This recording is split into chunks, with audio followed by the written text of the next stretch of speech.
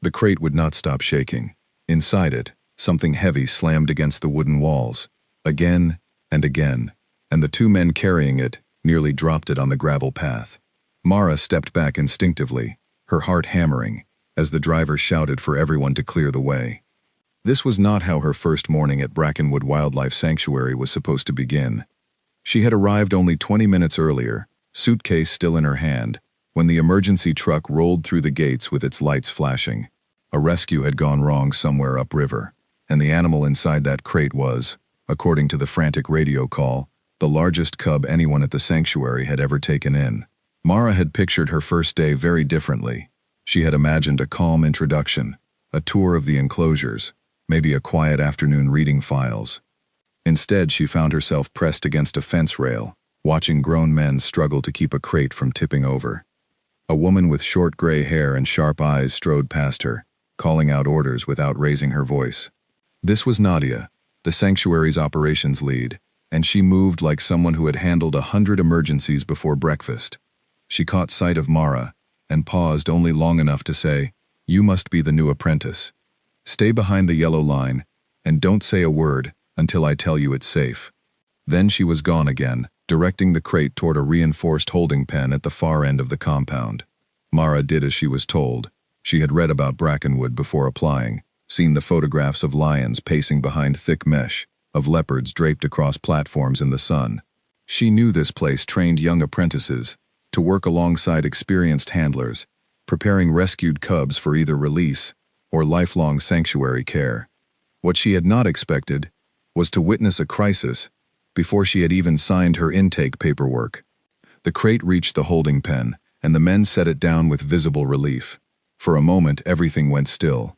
Then a low sound rolled out from inside, deep and rumbling, a sound that seemed too large for any crate to contain.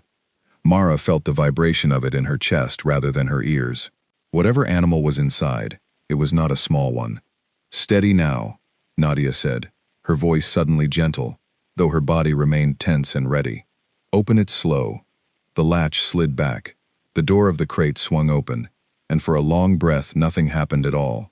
Then a shape moved inside the shadows, and Mara caught her first glimpse of orange and black stripes rippling over powerful shoulders. The cub that stepped out was enormous, far larger than any cub she had ever seen in photographs, with paws that looked like they belonged on a fully grown adult rather than a young animal still finding his balance. His eyes were wide and wild, darting from face to face, and every muscle in his body looked ready to spring. Nobody moved. The other apprentices, 4 or 5 of them gathered near the fence, held their breath as though a single sound might set the cub off.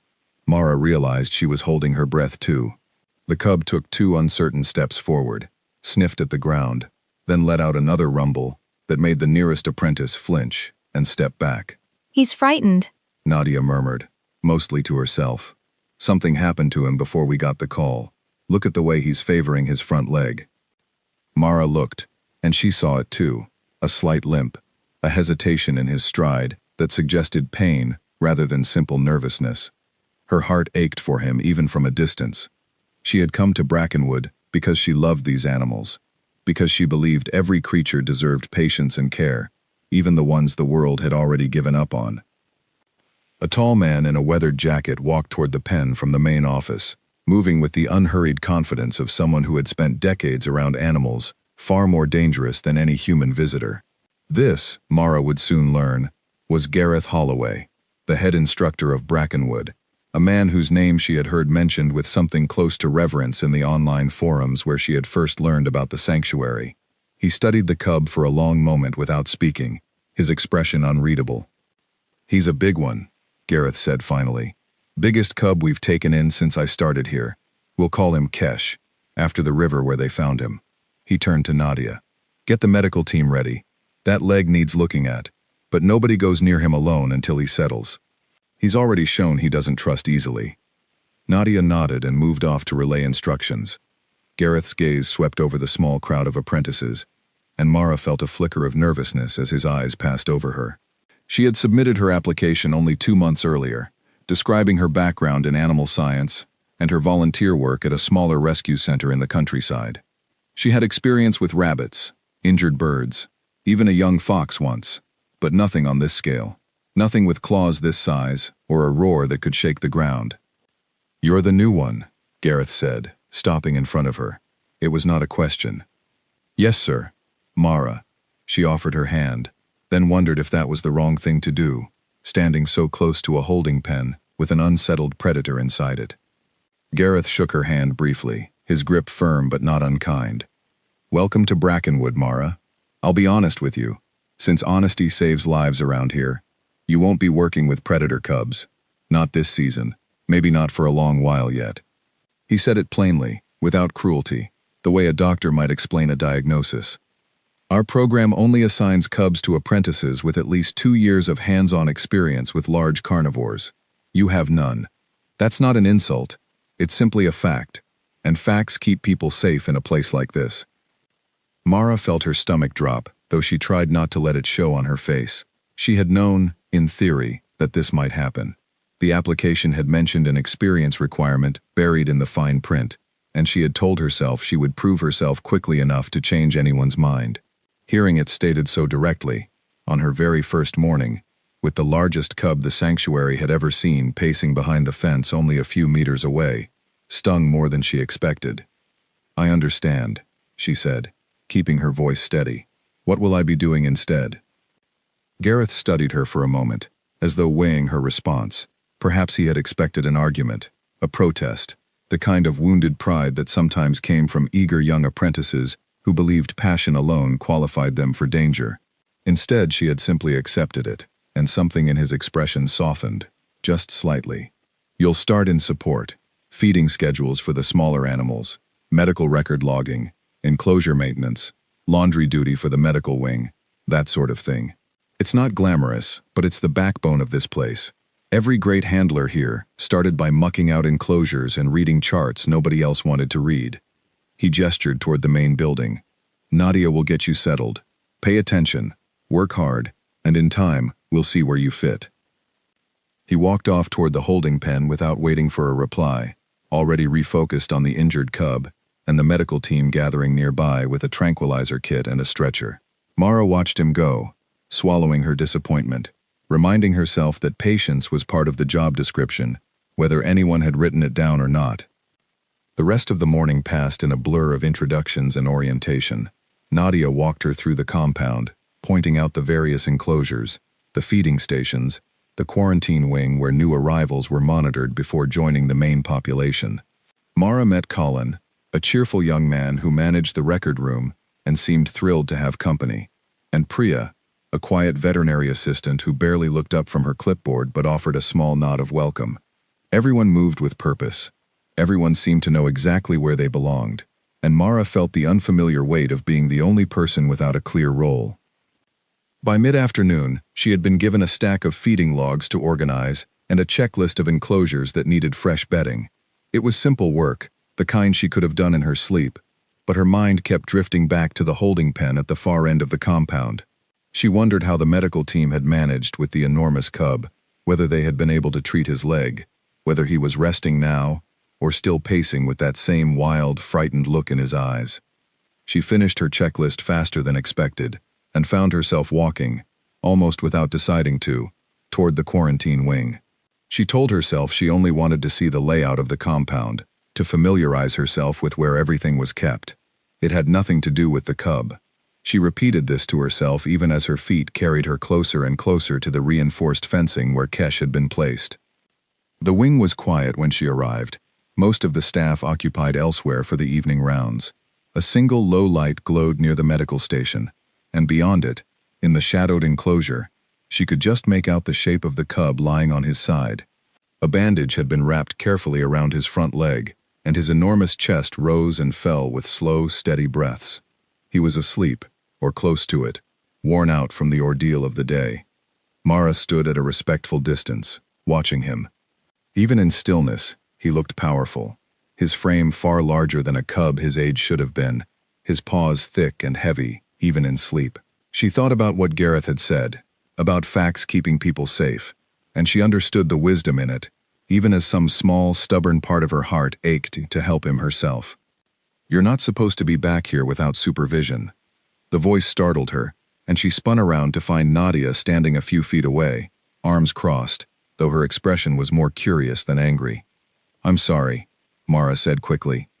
"I just wanted to see how he was doing. I'll go." Nadia studied her for a moment, then glanced past her toward the sleeping cub. He gave the medical team quite a fight before the sedative took hold. Snapped at 2 of them, though thankfully didn't connect. "Biggest, strongest cub I've handled in 15 years here, and the most frightened too. Strange combination." "Will he be all right?" "Physically, yes. The leg wasn't broken, just badly bruised. Maybe from being trapped somewhere before the rescue team found him. Emotionally, that's harder to say. Cubs that size, with that kind of fear in them, sometimes take months to trust anyone again." Nadia's gaze flicked back to Mara. "You have a soft look about you when you watch him. Careful with that. Soft looks get people hurt around animals like this, especially ones as unpredictable as he is right now." Mara nodded, though the warning did little to dampen the quiet pull she felt standing there in the dim light, watching the great striped chest rise and fall. "I understand. I'll head back now." She turned to leave, and as she did, she thought she heard the faintest shift of movement behind her, a soft huff of breath that did not belong to sleep. She glanced back, just for a second, and found the cub's eyes open, gleaming faintly in the low light, fixed directly on her. It lasted only a moment before his eyelids drooped closed again, but the moment stayed with her long after she had walked away, back toward the staff quarters, back toward a first day that had not gone at all the way she expected, but had left something unfinished hanging quietly in the air. That night, lying in the narrow bed of her new dormitory room, Mara stared at the ceiling and thought about the cub's eyes. She told herself it meant nothing, that exhausted, frightened animals often opened their eyes briefly before drifting back into deeper rest. She told herself she was reading too much into a single glance, but some quiet instinct, the same instinct that had drawn her toward animal rescue in the first place, whispered that something had passed between them in that dim enclosure, something she could not yet explain, and was not at all sure Gareth Holloway's rules had accounted for. Outside her window, far across the compound, a low rumble carried faintly on the night air, deep and resonant, the sound of a very large, very lonely cub settling into an unfamiliar world. Mara closed her eyes, and for reasons she could not fully name, she found herself hoping, quietly and stubbornly, that tomorrow she might see him again. A sharp crash echoed across the compound before dawn, jolting Mara out of a shallow sleep. She sat up fast, heart pounding, and heard raised voices coming from the direction of the quarantine wing. She threw on her boots without bothering to lace them properly, and ran outside, joining a stream of staff members hurrying through the gray early light toward the same enclosure she had visited the night before. When she arrived, she found Colin pressed against the outer fence, breathing hard, while 2 other handlers stood a safe distance back, flashlights trembling slightly in their hands. Inside the enclosure, Kesh was on his feet, pacing in tight, furious circles, his injured leg barely slowing him down now. A metal feeding tray lay overturned and dented against the far wall, clearly the source of the crash. "He wouldn't let anyone near the food," Colin said, still catching his breath. "Threw the whole tray across the pen the second I set it down. Nearly caught my arm." Nadia arrived moments later, still tying back her hair, her expression grim. She studied the pacing cub for a long moment, arms crossed, and Mara could see the tension in her jaw. "He hasn't eaten since he arrived. That's nearly a full day now. If he keeps refusing, we'll have no choice but to sedate him again just to get nutrients into him, and I'd rather not put him through that twice in 2 days." "Where's Gareth?" one of the handlers asked. "On his way. He was checking the eastern enclosures." Nadia glanced around at the small gathering. "Everyone give him space. The last thing he needs right now is a crowd of unfamiliar faces staring at him." The group began to disperse, murmuring among themselves, but Mara found herself hesitating near the fence rail, even as the others drifted away. She was not supposed to be involved in this. She was support staff, feeding logs and bedding checklists, nothing more, at least according to the rules she had been given only yesterday. And yet something about the desperate, cornered look in the cub's eyes held her in place. She watched him pace, watched the way his muscles bunched and released with each restless turn, the way his ears flattened whenever a staff member moved too quickly nearby. He was not simply frightened, she realized. He was exhausted by his own fear, worn thin by a night of unfamiliar sounds and unfamiliar hands, surrounded by strangers in a place that offered him nothing familiar to hold on to. Almost without deciding to, Mara sat down on the ground just outside the fence, lowering herself well below his eye level, making herself as small and unthreatening as she could. She did not speak. She did not reach toward him. She simply sat, quiet and still, watching him with the same patience she might have offered an injured bird cowering in the corner of a cage. At first, Kesh did not seem to notice, too consumed by his own restless circling. But after several minutes, his pacing slowed, his head turned toward her, ears twitching, nostrils flaring as he tested the air. Mara kept her eyes low, avoiding direct contact, remembering something she had read long ago about predators and the instinctive threat of a fixed stare. Kesh took a hesitant step closer to the fence, then another. His injured leg dragged slightly, but his pace was no longer frantic. Mara held perfectly still, her pulse thrumming in her ears, every instinct telling her this was exactly the kind of situation Gareth had warned her about only hours earlier. And yet she did not move away. The cub stopped a few feet from the fence line, close enough now that Mara could see the pale scar tissue along one of his shoulders, evidence of whatever ordeal had brought him to Brackenwood in the first place. He lowered his massive head slightly, studying her with an intensity that seemed far too knowing for such a young animal. And then, to her astonishment, he lowered himself down onto his belly, resting his chin on his front paws, watching her with something that looked almost like curiosity, rather than fear. "There you go," Mara whispered, barely audible, more breath than voice. "Nobody's going to hurt you here." She had no idea how long they stayed like that, the two of them separated only by a chain-link fence, one crouched low on the dusty ground, the other resting with his massive body finally beginning to relax. It might have been 5 minutes or 20. She lost track of everything except the slow, steady rhythm of his breathing evening out, the tension easing from his shoulders one measured inch at a time. What exactly is happening here? Gareth's voice cut through the quiet morning air, and Mara flinched, scrambling to her feet, suddenly aware of how this must look. The head instructor stood a short distance away, arms folded, his expression difficult to read. Behind him, Nadia had returned as well, watching with wide, surprised eyes. "I'm sorry, sir," Mara said quickly. "I wasn't trying to interfere, I saw he was distressed, and I thought if I stayed calm and quiet nearby, it might help him settle. I didn't touch him. I didn't go inside the enclosure. I can see that," Gareth interrupted, though not unkindly. He was staring past her now, at Kesh, who had lifted his head at the sound of the new voice but had not resumed his frantic pacing. The cub's eyes remained fixed on Mara, tracking her every small movement with an attentiveness that seemed almost unnatural for an animal that had, only minutes ago, been hurling feeding trays across his enclosure in a panic. Gareth walked closer to the fence, slow and deliberate, and Kesh's body tensed immediately, a low warning rumble building in his chest. The instructor stopped well back, raising both hands slightly in a gesture of peace, and after a moment, the rumble faded, though the cub's eyes never left Mara for long. "Interesting," Gareth murmured, more to himself than to anyone else. He turned to Nadia. "Has he responded like this to anyone else since he arrived?" Nadia shook her head slowly. "Not even close. He's snapped at 3 different handlers just for approaching the feeding station. I've never seen him this settled." Gareth's gaze returned to Mara, sharper now, more evaluating than accusing. "You said you didn't touch him." "No, sir. I only sat down and stayed quiet." "Show me." Mara blinked, uncertain. "Show you? Sit back down. Same distance, same position. I want to see what happens." She hesitated only a moment before lowering herself back to the ground outside the fence, adopting the same posture as before, eyes low, body still. Kesh watched the entire exchange with rapt attention, and the moment Mara settled into place, his tension visibly eased once more. He shifted his weight, resting his chin back on his paws, his tail giving one slow, lazy sweep across the dirt. Gareth observed this in silence for a long moment, his expression unreadable. Finally he spoke, his voice low. "Nadia, bring the feeding tray back. Let's see if he'll eat with her here." Nadia disappeared toward the supply shed and returned moments later with a fresh tray of meat, the kind of careful, measured portion the veterinary team prepared for injured cubs still recovering their strength.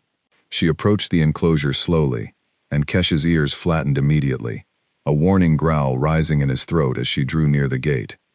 "Wait," Gareth said, holding up a hand. He glanced at Mara. "Stay exactly where you are." "Nadia, set the tray down just inside the gate, then step back immediately. Let's see if his focus on her changes anything." Nadia did as instructed, moving with careful, unhurried steps, sliding the tray through the small feeding gate before retreating several paces. Kesh's growl did not fully disappear, but his eyes kept flicking back toward Mara, as though checking that she remained calm, remained present, remained no threat at all. Slowly, cautiously, he rose from his resting position and approached the tray, his massive paws placed with careful deliberation, his gaze still darting toward Mara every few seconds. He ate. Not eagerly, not without hesitation, but he ate, tearing at the meat with controlled, measured bites, pausing occasionally to glance her way, as though reassuring himself she had not moved. Mara stayed exactly where she was, hardly daring to breathe, watching the enormous cub finally take in the nourishment he had refused from everyone else since his arrival. When he finished, he did not return to his frantic pacing. Instead, he settled back down near the fence, closer to Mara than before, and let out a long, slow exhale that seemed to release an entire day's worth of tension from his massive frame. Watched all of this with an expression Mara could not quite name, something between astonishment and deep, careful thought. "All right," he said finally, his voice quiet. "That will be enough for now. Mara, step back slowly, no sudden movements." She rose carefully, and Kesh's head lifted at once, a low sound of protest rumbling in his chest, though he did not stand, did not follow, simply watched her retreat, with an intensity that made her chest ache in a way she did not fully understand. She forced herself to keep walking, following Gareth and Nadia away from the enclosure, toward the main office building, though she could feel the cub's gaze on her back the entire way. Inside the office, Gareth gestured for her to sit across from his cluttered desk, covered in files and half-finished paperwork. He studied her for a long moment before speaking, his fingers tapping thoughtfully against the desk's worn wooden surface. "I want to be very clear with you," he began. "What just happened out there does not change the rules I explained to you yesterday. You have no formal training with large predators. You have no experience reading warning signs before they become genuine danger. What you did this morning could have gone very differently, and I want you to understand that the calm outcome we just witnessed was not guaranteed. It was, in many ways, a risk that should not have been taken by someone in your position." Mara nodded, chastened, though a small, stubborn voice inside her whispered that she had known, somehow, that the risk was smaller than Gareth believed. She said nothing of this, only listened. "That said," Gareth continued, leaning back in his chair, "I've been doing this a very long time, and I have never seen a cub, especially one this size, this frightened, calm so quickly around an unfamiliar person. There's something happening between the two of you that I don't fully understand yet, and until I do, I'm not comfortable ignoring it either." Nadia, who had remained standing near the doorway, spoke up. "He wouldn't eat for anyone else. Not the tranquilizer team, not the vet, not me, and I've been here longer than anyone." The moment she sat down, everything changed. Gareth rubbed a hand across his jaw, clearly weighing something in his mind. "I'm not making any promises," he said finally, looking directly at Mara, "but I want you present, under close supervision, for his feeding and monitoring routine over the next few days. Nothing more than that. No handling, no direct contact, nothing beyond what happened this morning. We observe, we learn, and if at any point I judge the situation to be unsafe, this arrangement ends immediately and without argument. Is that understood?" "Yes, sir," Mara said, trying to keep the sudden rush of hope from showing too plainly on her face. "Completely understood." Gareth studied her a moment longer, as though searching for something in her expression, some sign of the reckless overconfidence that sometimes led young apprentices into trouble. Whatever he was looking for, he apparently did not find it, because he gave a short nod and returned his attention to the paperwork scattered across his desk. "Report to the quarantine wing at midday," he said. "Nadia will brief you on protocol beforehand. Do not deviate from it." Mara left the office with her mind spinning, equal parts elated and terrified by what had just happened.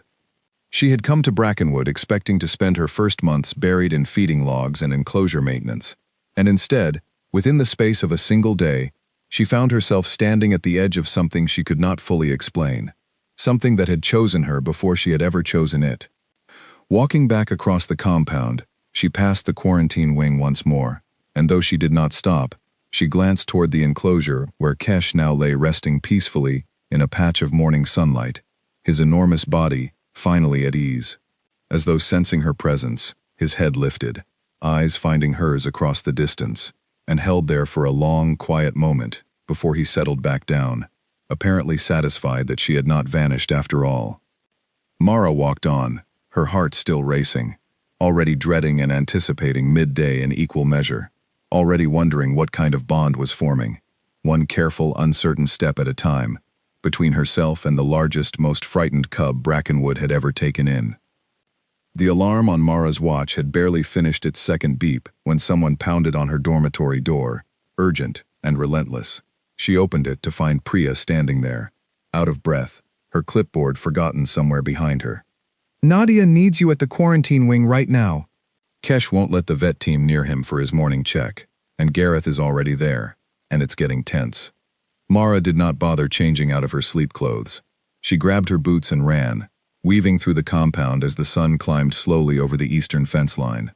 In the 2 weeks since that first tense morning, she had settled into an unofficial rhythm, spending part of each day near Kesh's enclosure, present but restrained, watching him grow steadier under her quiet company. She had not expected, this soon, for something to go wrong again. When she arrived, she found a small cluster of staff gathered near the enclosure, and inside it, Kesh was on his feet, tail lashing, a low, continuous growl rolling from his chest.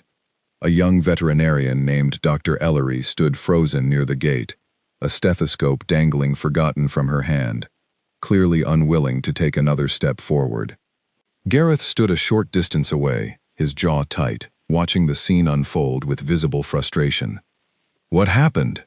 Mara asked, slightly breathless, pushing through to Nadia's side. "Routine leg check," Nadia said quietly. His bandage needed changing, and the moment Dr. Ellery approached, he reacted like she was a threat. He's never done this before, not even with strangers. Something's different this morning. Mara studied the cub carefully. His stance was different from anything she had seen before. Weight shifted unevenly, one paw held slightly off the ground, not the same limp from his original injury but something new, something that had appeared overnight. Pain, she realized. He was in pain, and pain made even the gentlest creatures defensive. "May I try?" she asked, glancing at Gareth. He hesitated, clearly torn. The arrangement they had settled into was careful and limited, observation only, no direct handling, and what she was suggesting, edged dangerously close to a line neither of them had crossed yet. But the alternative, sedating an already distressed and possibly injured cub for a routine check, seemed worse to everyone watching. "Talk to him first," Gareth said finally, from outside the fence. "If he calms, we discuss next steps. Nothing more than that for now." Mara nodded and approached slowly, lowering herself to the ground the way she always did, her presence calm and unhurried, despite the pounding of her own heart. Kesh's growling did not stop immediately, but his eyes found her, and within moments, the volume of his warning began to fade, replaced by something closer to a low, uncertain whine. "I know," she murmured softly. "Something hurts, doesn't it? I know you don't want anyone touching it, but we have to figure out what's wrong so we can help you." She kept talking, low and steady, nonsense words mostly, the tone mattering far more than the content.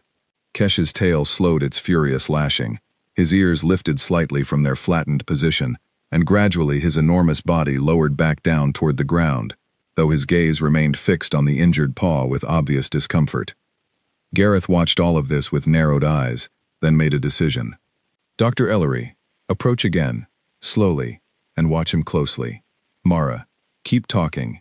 Keep him focused on you." The veterinarian moved forward with careful, measured steps, and though Kesh's muscles tensed once more, his attention remained divided, split between the approaching stranger and the calm, familiar voice, still murmuring softly from beyond the fence. Dr. Ellery knelt beside the injured paw, her movements slow and deliberate, and gently probed the area with practiced fingers. Kesh flinched, a sharp intake of breath, but did not lash out, did not snap, simply endured the examination with tightly controlled tension, while his eyes remained locked on Mara the entire time. After a few tense minutes, Dr. Ellery straightened, giving a small nod toward Gareth. "There's a minor infection near the original wound site," she said. "Nothing severe, but it needs cleaning and a course of medication, or it could worsen quickly given his size and how hard he's been putting weight on it." "Can you treat it now?" Gareth asked. "I'd feel much safer with him this calm," Dr. Ellery admitted, glancing toward Mara with something like gratitude. The treatment took nearly 20 minutes, and throughout the entire process, Mara stayed exactly where she was, voice steady, presence unwavering, while Kesh endured cleaning and medication with far more patience than anyone had believed possible only an hour earlier. By the time Dr. Ellery finished, wrapping a fresh bandage around the treated paw, the cub's body had gone almost entirely slack, exhausted from the ordeal but no longer frightened. Afterward, Gareth pulled Mara aside, away from the others, his expression thoughtful rather than stern. "That's twice now," he said. "Twice he's allowed treatment he refused from everyone else, simply because you were present." "I don't fully understand it either," Mara admitted. "I'm not doing anything special. I just stay calm, and somehow that seems to matter to him more than anything else." "It matters more than you realize," Gareth said. "Animals like Kesh, especially ones who have experienced trauma before arriving here, they learn very quickly who represents safety and who represents danger. Most cubs take that lesson from an entire team over months of consistent care. Kesh appears to have decided, almost immediately, that safety looks like you specifically, and nobody else quite compares." He paused, considering something, then continued. "I've spoken with the board about expanding your role here. Not a full handler position, not yet, but something closer to a dedicated companion role for his continued recovery. More responsibility, more direct involvement, under strict supervision at every stage. It's unconventional, and frankly it makes some of the senior staff uneasy, breaking protocol this early in your time here. But I've never seen results like this before, and I'm not willing to ignore them simply because they don't fit neatly into our usual training timeline." Mara felt a rush of emotion she struggled to name, gratitude and disbelief tangled together, with something that felt almost like fear, the weight of sudden, unexpected responsibility settling onto her shoulders. "I won't let you down," she said quietly. "See that you don't," Gareth replied, though his tone had softened considerably from their first conversation 2 weeks earlier. "This isn't a reward, Mara. It's a responsibility, and a dangerous one at that, regardless of how calm he seems around you. Never forget what he is, no matter how gentle he appears in your presence." The weeks that followed brought a new rhythm to Mara's days at Brackenwood. She still handled her original support duties each morning, the feeding logs and enclosure checklists that had once defined her entire role, but now her afternoons belonged to Kesh. Under Nadia's watchful supervision, she learned the careful choreography of approaching his enclosure, reading his body language, understanding the subtle differences between contentment and rising tension. Not everyone at the sanctuary welcomed this change with open arms. She noticed it first in small ways, conversations that quieted when she entered a room, glances exchanged between senior handlers that carried more meaning than words. One afternoon, while restocking supplies in the equipment shed, she overheard 2 voices on the other side of a stacked wall of crates, low and clearly not meant for her ears. "It's not right," one voice said, and Mara recognized it as belonging to Owen, one of the longest-serving handlers at Brackenwood, a broad-shouldered man who had trained more predator cubs than anyone else on staff. "I spent 3 years earning the trust to work with animals that size, following every rule, every protocol, and she waltzes in and gets special treatment inside 2 weeks, because a cub happens to like the sound of her voice." "Gareth's not stupid," the second voice replied, softer, more measured. "He wouldn't bend the rules without good reason. Rules exist because animals that size can kill someone in seconds if things go wrong," Owen countered. "I don't care how calm that cub seems around her now. The first time something spooks him badly enough, all that calm disappears, and she has no training to fall back on when it does. Someone's going to get hurt because we let sentiment override sense. Mara stood frozen behind the crates, her chest tight with a mixture of hurt and reluctant understanding. She knew, in some quiet corner of her mind, that Owen was not entirely wrong. She had no formal training in reading the earliest warning signs of predatory aggression, no years of accumulated instinct to draw upon in a genuine crisis. Everything she had built with Kesh rested on something far less tangible, an intuitive connection that made sense to no established protocol. She left the shed quietly, without revealing that she had overheard anything, and carried the weight of Owen's words with her for the rest of the day. That evening, she found herself once again sitting outside Kesh's enclosure in the fading light, watching him doze in the warmth of the setting sun, and she wondered, not for the first time, whether she truly deserved the trust that had been placed in her. As if sensing her troubled mood, Kesh stirred, lifting his head to study her with those same intelligent, watchful eyes that had first calmed him weeks earlier. He rose, moved closer to the fence, and settled down again, nearer to where she sat, close enough now that she could hear the deep, steady rhythm of his breathing. "I don't know if I'm doing this right," she admitted quietly, more to herself than to him. "Everyone else earned their place here properly. I just happened to be standing in the right spot at the right moment." Kesh made no response beyond a soft, low sound in his chest, something between a rumble and a sigh, but somehow the simple presence of him, calm and trusting despite everything he had endured, steadied something in her that Owen's harsh words had shaken loose. Over the following month, Gareth expanded her responsibilities cautiously, always under close supervision, always with Nadia, or one of the senior handlers present. She learned to assist with feeding, to recognize the earliest signs of discomfort or distress, to understand the careful boundaries that kept both herself and Kesh safe during their growing interactions.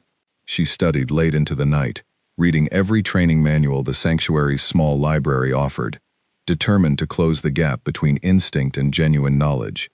Kesh, meanwhile, continued to grow, his already impressive frame expanding week by week, until he dwarfed every other cub in the sanctuary's care. His injured leg healed fully, leaving only the faintest trace of a limp that appeared solely when he grew tired. His confidence grew alongside his size, though his trust remained selectively, almost fiercely, reserved for Mara alone. Other handlers could approach for necessary tasks, feeding, cleaning, basic maintenance, but the deeper trust, the kind that allowed for medical treatment or careful handling, belonged only to her. One afternoon, nearly 2 months after Kesh's arrival, Gareth called Mara into his office, his expression carrying a seriousness she had not seen since their very first conversation. She sat across from him, bracing herself for news she could not yet predict. "I want to discuss something with you," he began, folding his hands on the desk. "Brackenwood occasionally partners with a broader wildlife network for cubs who show strong potential for eventual release back into protected habitats. Kesh's physical development has been remarkable, faster and stronger than nearly any cub I've overseen in my career here. If his temperament continues stabilizing the way it has, he could become a strong candidate for that program eventually." Mara felt a complicated tangle of emotions at this news. Pride, tangled together with something that felt uncomfortably close to loss. "That would be wonderful for him," she said carefully, "though I imagine that's still a long way off." "Years, most likely," Gareth confirmed. "But it changes how we need to approach his training now. Release candidates require a very particular kind of preparation, maintaining just enough wariness of humans generally, while still allowing the trust necessary for safe management here at the sanctuary. It's a delicate balance, and frankly, I've never had a case quite like this one, where a cub's trust centers so completely on a single individual." "What does that mean for my role?" Mara asked. "It means everything you're doing matters more than ever," Gareth said. "And it means the stakes of doing it correctly, of maintaining proper boundaries and proper caution, matter more as well. I need you sharper than ever, Mara. Not just instinctive, trained, deliberate, every single day from here forward." She left his office that afternoon with a renewed sense of purpose, understanding now that the path ahead required more than the quiet intuition that had brought her this far. It required discipline, knowledge, and an unwavering commitment to doing right by an animal who had, against every rule and every expectation, chosen to place his trust entirely in her hands. That evening, walking past the enclosure on her way back to the dormitory, she paused, as she always did, watching Kesh stretch his long body across the cooling evening ground, his enormous form silhouetted against the last orange light of sunset. He lifted his head at her approach, as he always did now, and for a long moment, they simply regarded one another across the familiar distance of the fence line. Two unlikely companions, bound together by something neither rulebook nor protocol had ever quite anticipated. Mara smiled softly, whispered a quiet good night, and walked on, unaware of just how soon that fragile, carefully built trust would be tested in ways far more dangerous than anything either of them had yet faced. The storm hit without warning, rolling in from the coast faster than the weather reports had predicted, and by the time the first thunderclap shook the compound, half the staff were already scrambling to secure loose equipment and check enclosure latches before the worst of it arrived. Mara was helping Colin haul supply crates under cover when Nadia's voice crackled urgently over the radio clipped to her belt. "All available staff to the quarantine wing. Now." Mara dropped what she was carrying and ran, rain already lashing sideways as the wind picked up, lightning splitting the darkening sky in jagged white streaks. She reached the quarantine wing to find chaos, several handlers shouting over the howling wind, and at the center of it, Kesh, fully grown now and larger than ever, hurling himself against the far corner of his enclosure in a panic unlike anything she had witnessed before. "What happened?" she shouted over the wind. "Lightning struck the transformer near the eastern fence," Nadia yelled back, water streaming down her face. "Power's out across half the compound, and something about the storm has set him off completely. He's never reacted like this, not even during the last storm season." Mara looked toward the enclosure and felt her stomach drop. Kesh was not simply frightened, he was in a full-blown panic, throwing his massive weight against the reinforced fencing with a force that made the entire structure groan and shudder. If he continued, if the fence gave way even slightly, the consequences would be catastrophic, for him and for everyone nearby. "Where's Gareth?" she asked. "Handling an emergency on the eastern side. A fallen tree took out part of the perimeter fence. He can't get here in time." Nadia's face was pale with worry. "The sedative team is on their way, but it'll take them several minutes to arrive and prepare a dose, and I don't know if the fence will hold that long." Mara did not hesitate.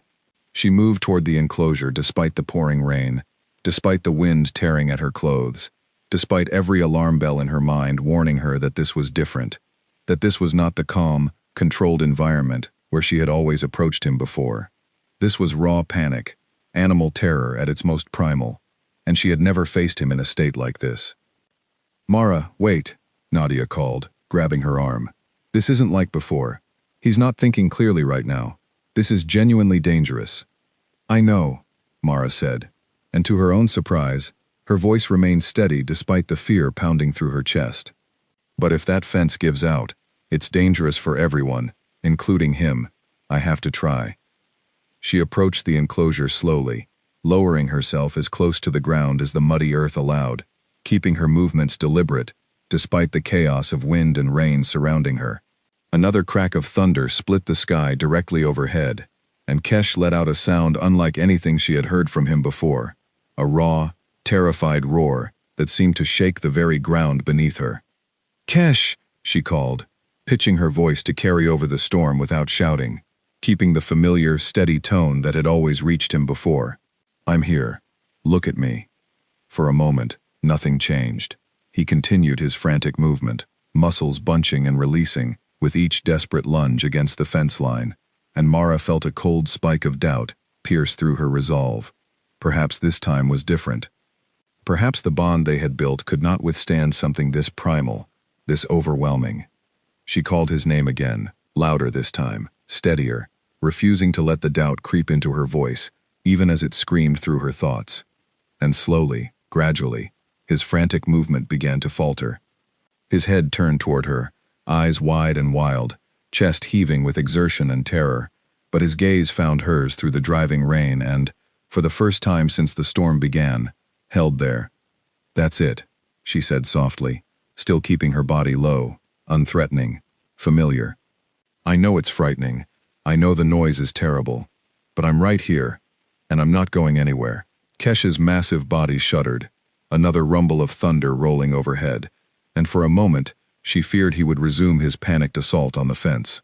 Instead, he took a hesitant step toward her, then another, his enormous frame trembling visibly even as his pace slowed from frantic to merely urgent. Behind her, she was dimly aware of the sedative team arriving, Dr. Ellery among them, syringe kit in hand, hesitating at the edge of the enclosure as they took in the scene before them. Nadia held up a hand, signaling them to wait, watching with held breath as Mara continued speaking softly, steadily, drawing the massive cub closer to the fence line, with nothing more than the calm, unwavering sound of her voice. I need everyone to stay very still, Mara said quietly, not turning away from Kesh. No sudden movements, no loud sounds. Just let him settle. The storm raged on around them, thunder rolling continuously now, rain hammering down in relentless sheets. But within the small circle of Mara's steady presence, something began to shift. Kesh lowered himself gradually to the ground on the other side of the fence, his massive chest still heaving, but the frantic terror in his eyes slowly giving way to something more like exhausted trust. Good, Mara murmured, her own heart still racing despite the outward calm she projected. Good, just stay with me. It's almost over. Minutes passed, though it felt far longer, the storm gradually beginning to ease as the worst of the front passed overhead.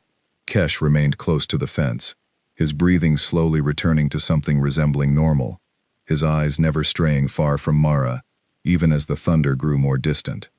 When Gareth finally arrived, soaked through and out of breath from dealing with the fallen tree, he found the scene entirely different from what Nadia's frantic radio call had described. Kesh lay calm now beside the fence, his enormous form relaxed despite the still falling rain, while Mara sat nearby, exhausted but composed, having talked him down from a panic that had nearly compromised the entire enclosure. What happened here? Gareth asked, staring at the scene with open astonishment. She did, Nadia said simply, nodding toward Mara. The fence was seconds from giving way. She walked right up to him in the middle of that panic and brought him back from it, calm as anything, when none of the rest of us could get within 10 feet of the enclosure. Gareth crouched down near Mara, studying her carefully, checking for any sign of injury, despite her insistence that she was fine. That was an extraordinary risk, he said finally, his voice a complicated mixture of concern and something that sounded almost like awe. I need you to understand that. What you just did could have ended very differently. I know, Mara admitted, her hands still trembling slightly from the adrenaline coursing through her system. But the fence wouldn't have held much longer, and if it had given way during a full panic, someone could have been seriously hurt, him included. I didn't see another option. Gareth was quiet for a long moment, looking between Mara and the now peacefully resting cub beside her, and Mara could see the internal calculation happening behind his eyes, the weighing of protocol against undeniable results, of caution against a bond that had proven itself far stronger than anyone had anticipated. Come inside, he said finally, helping her to her feet. Let's get you dry, and then we need to talk. Inside the main office, wrapped in a dry blanket someone had produced, Mara sat across from Gareth as the storm continued to weaken outside the windows. He studied her for a long moment before speaking, his expression more thoughtful than she had ever seen it. In 15 years running this program, he began slowly, I have built every rule, every protocol, around a single principle. Experience prevents tragedy. Untrained instinct, however well-intentioned, gets people hurt around animals, capable of the kind of damage Kesh could cause. I have believed that principle absolutely, without exception, for the entirety of my career here. He paused, glancing toward the window, where the last remnants of the storm continued to fade into the distance. What I witnessed tonight does not fit neatly into that principle. You had no formal training for what just happened. No protocol prepared you for a full panic response during a storm emergency, and yet you succeeded where trained professionals, myself included, could not have reached him in time. I got lucky, Mara said quietly, though even as she spoke the words, she did not fully believe them. Perhaps, Gareth allowed, or perhaps, what's happening between the two of you represents something training alone cannot replicate, an instinctive understanding that exists outside the frameworks we've built our entire program around. He leaned forward, his expression serious. I've spent the last several weeks trying to reconcile what I'm seeing with everything I believe about safety and protocol in this work. Tonight made something clear to me that I think I've been resisting seeing for some time now. What's that? Mara asked. That the rules I built were designed to prevent inexperienced handlers from causing harm through overconfidence or poor judgment. They were never designed to account for someone who possesses genuine, undeniable instinct, paired with the humility to seek out proper training alongside it. You've done both, Mara. You've learned everything I've asked of you these past 2 months, studied harder than most apprentices I've trained, and tonight, you proved that instinct beyond what any manual could teach. Mara felt her breath catch, sensing the weight building behind his words, though she did not yet dare to guess where they were leading. I'm going to formally reassign you, Gareth said. Kesh will be your primary responsibility going forward, not as an unofficial arrangement built around observation, but as a genuine handler assignment, with full training support and full accountability. It breaks precedent here, and I expect there will be some resistance from staff who've earned their positions through more conventional paths. But I've watched you these past 2 months, and tonight confirmed what I think I already suspected. You're exactly what this particular cub needs, rules or no rules. Tears welled unexpectedly in Mara's eyes, relief and validation and exhaustion tangling together after the terror of the storm. Thank you, she managed. I won't take this lightly. I promise you that. I know you won't, Gareth said, allowing himself a small, tired smile. Now go get some proper rest. Tomorrow, your training changes completely, and I expect you rested and ready for it. Mara left the office into the calm aftermath of the storm, the air washed clean, the compound quiet under a sky slowly clearing to reveal scattered stars beyond the retreating clouds. She walked toward the quarantine wing one final time before heading to her dormitory, and found Kesh already resting peacefully, his earlier terror entirely forgotten, his massive form curled comfortably despite the damp ground beneath him. He lifted his head as she approached, and for a long, quiet moment, they simply regarded one another in the stillness following the storm. Two beings who had somehow found their way to an understanding neither rulebook nor tradition had ever quite anticipated. Mara smiled, whispered a soft goodnight, and turned toward her dormitory, unaware that the true test of everything they had built together still waited somewhere in the months ahead. The transport truck idled at the far edge of the compound, its engine a low rumble beneath the early morning birdsong, and Mara stood beside it, with her heart caught somewhere between pride and quiet grief. Inside the reinforced trailer, secured but calm, Kesh waited for a journey that would take him farther from Brackenwood than he had ever traveled, toward a protected wilderness reserve where he would finally have the space his enormous body had long outgrown here. It had been nearly 2 years since that stormy night, when Gareth had formally reassigned her as Kesh's primary handler. 2 years of steady, deliberate work that had transformed both of them in ways neither could have predicted on that first chaotic morning, when his crate had arrived shaking and dented at the sanctuary gates. Mara had completed her formal certification in large predator handling within 8 months, studying with an intensity that surprised even Gareth, determined to match her instinct with genuine expertise. Owen, who had once questioned her place at Brackenwood so bitterly, had become, somewhat to her surprise, one of her most valuable mentors, teaching her the finer points of reading subtle warning signs, of understanding territorial behavior, of everything her early bond with Kesh had never required her to learn the hard way. You ready? Nadia asked, appearing at her side with a clipboard tucked under one arm, though her voice carried none of its usual brisk efficiency this morning. No, Mara admitted honestly, watching through the trailer's small viewing window as Kesh shifted his weight, ears swiveling toward the familiar sound of her voice, even through the reinforced walls separating them. But I don't think I ever would be, no matter how long we waited. Gareth approached from the main building, his weathered face carrying the particular mixture of satisfaction and wistfulness that came from watching a long, difficult project finally reach its intended conclusion. He had aged visibly in the 2 years since Kesh's arrival, though whether from the stress of that first chaotic year or simply the natural passage of time, Mara had never been entirely certain. The reserve team confirmed everything's ready on their end, he said, checking a folder of paperwork before handing it to Nadia for final review. Enclosure transition area prepared, veterinary support on standby, and they've cleared a full month for gradual acclimation before any consideration of broader release into the protected territory.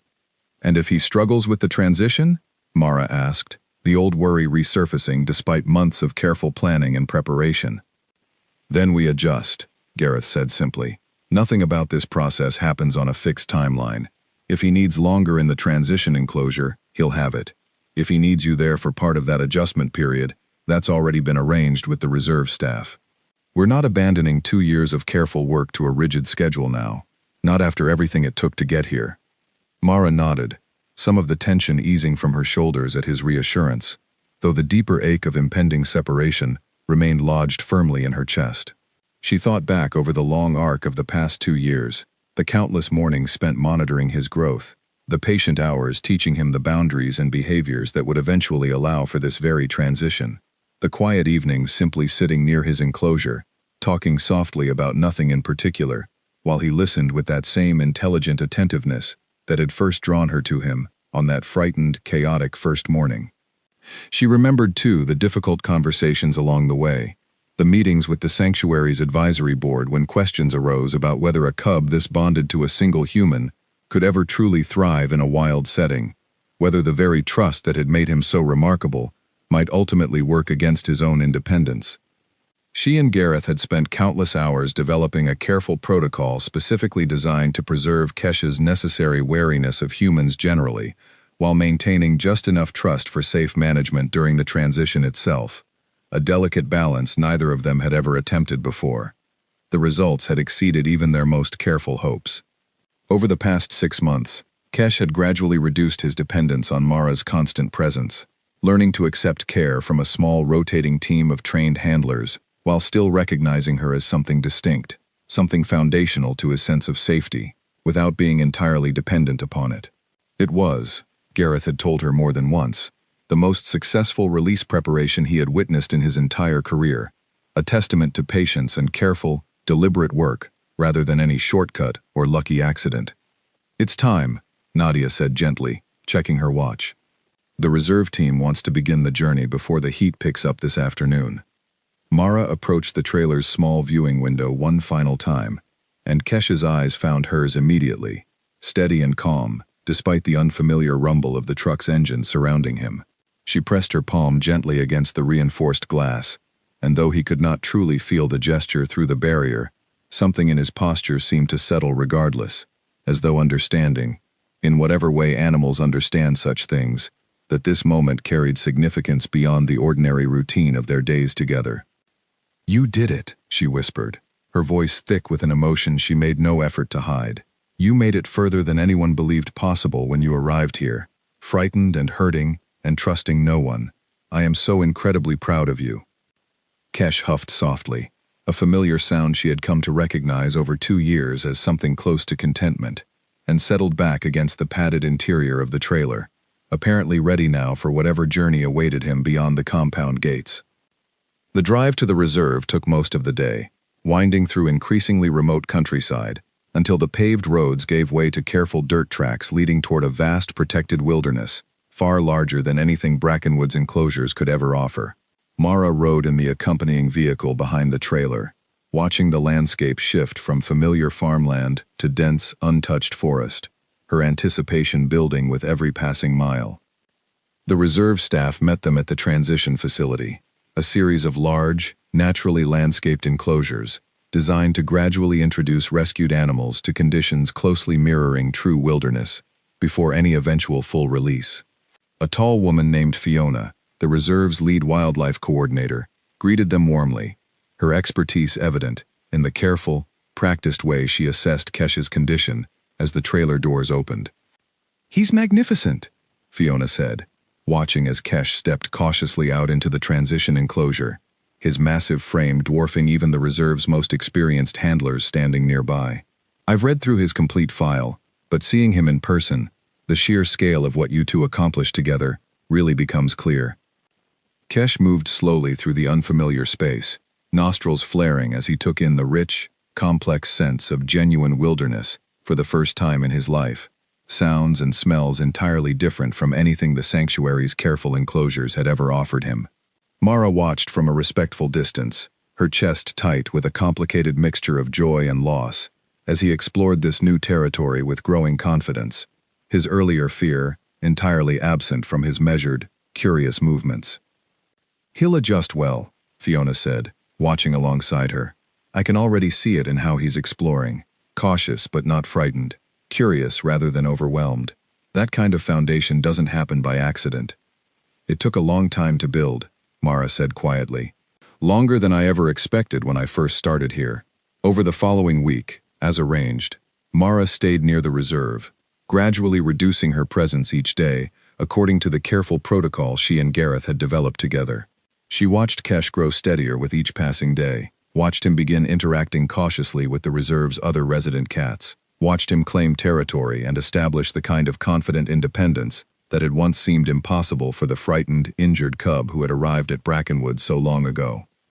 On her final morning at the reserve, before the long drive back toward Brackenwood and the new apprentices waiting there for her guidance, Mara walked once more to the edge of Kesh's expanding territory, watching him from a careful distance as he moved with easy, confident grace through the dappled morning light filtering through the forest canopy. He caught sight of her, paused in his movement, and for a long, quiet moment, they simply regarded one another across the widening distance between them, the same steady understanding passing between them that had first formed on that chaotic, storm-swept morning years earlier. He did not approach, and Mara understood, with a bittersweet mixture of pride and quiet sorrow, that this was exactly as it should be. He had learned, under her patient guidance, exactly what he needed to learn, the trust to accept help when necessary, balanced against the independence required to thrive in the wild world that was, at long last, becoming his home. She lifted her hand in a final, quiet farewell, and though he made no move to close the distance between them, something in his posture, some subtle shift she had learned to recognize over 2 long years together, told her that he understood. Back at Brackenwood, life continued its familiar rhythm, new cubs arriving with their own frightened eyes and uncertain futures, new apprentices beginning their own journeys much as Mara once had.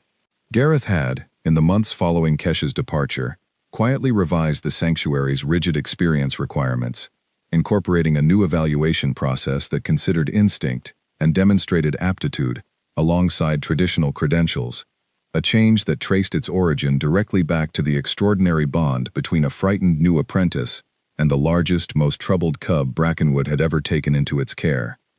Mara found herself, in the years that followed, mentoring new apprentices with the same patient guidance Gareth had once offered her, teaching them the delicate balance between instinct and discipline that had defined her own unlikely journey. She never forgot the storm that had nearly cost everything, never forgot the quiet mornings spent simply sitting beside an enclosure, waiting patiently for trust to grow in its own careful time. Word came occasionally from the reserve, brief updates on Kesh's continued progress, his successful integration into the wider protected territory, his gradual transition toward the full independence that had always been the ultimate goal of everything they had worked toward together. Each report brought Mara a quiet, private satisfaction, proof that the bond they had shared, however unconventional its beginning, had ultimately served exactly the purpose it was meant to serve, guiding a frightened, injured cub safely toward the wild, free life he deserved.